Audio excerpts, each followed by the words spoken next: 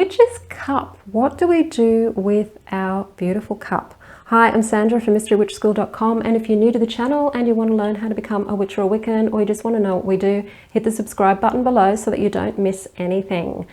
This video is about the witch's cup. It's one of our 4 main tools, and I thought I'd just do a little video about what you can do with your cup. So the cup is a receptive tool. So the wand and the athame are both very directed tools, so they're very active tools.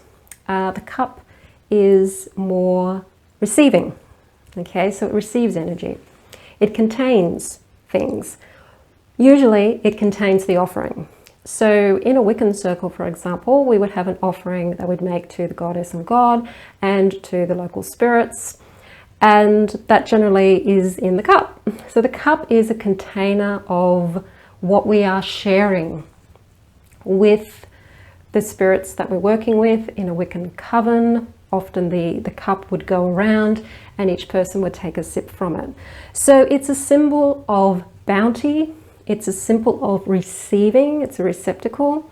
It's a feminine symbol because it is receiving, so it has that receiving energy, receptive energy of the feminine energy, whereas the wand and the athame are the giving energy, more penetrative giving energy, which is the masculine energy.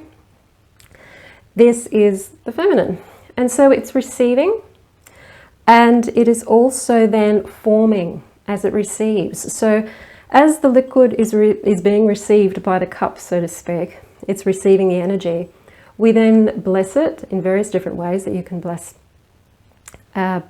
what's in the cup, and then we share it. So if we're working with the goddess and god, for example, and we're offering the wine or juice or whatever it is that we've got in the cup, we're offering that as a symbol of our appreciation for their blessings, for their presence, and for any of the other things that we may be asking them to help us with in regards to magic or ritual or spiritual development or whatever that might be.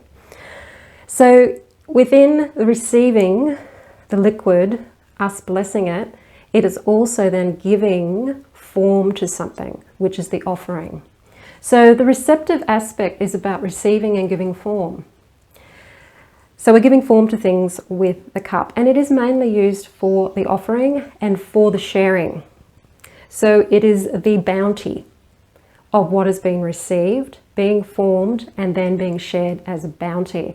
So it's also a symbol of fertility and that more feminine fertility of giving form.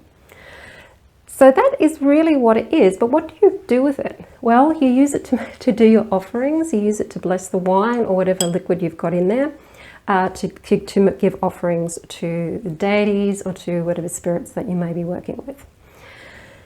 To the local spirits, if you're wanting to get friendly with the local spirits in your garden, the nature spirits, you can be offering milk with honey in it with your cup.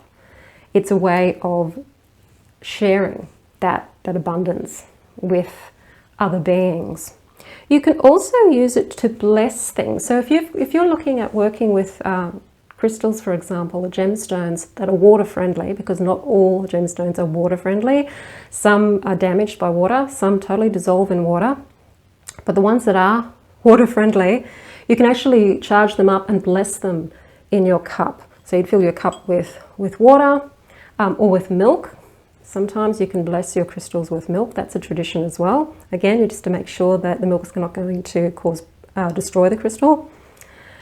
Generally though, if you're dealing with a gemstone that can take water, it should be okay with milk as well.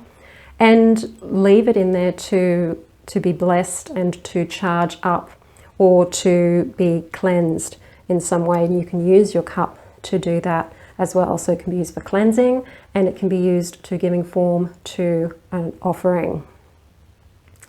It's a symbol of sustenance.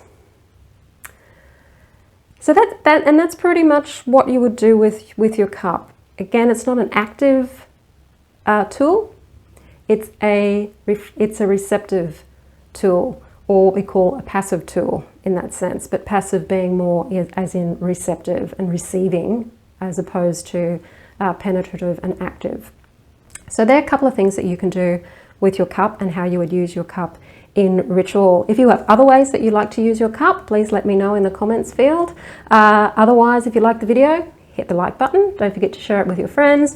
And if you want to know how to start your witchcraft practice and you just don't know like where to start and then what do I do next and what do I do then after that, and you need a blueprint to help you along the way, download my free video, How to Start Your Witchcraft Practice. Details are underneath this video in the description field below. Have a wonderful time till my next video, and blessed be.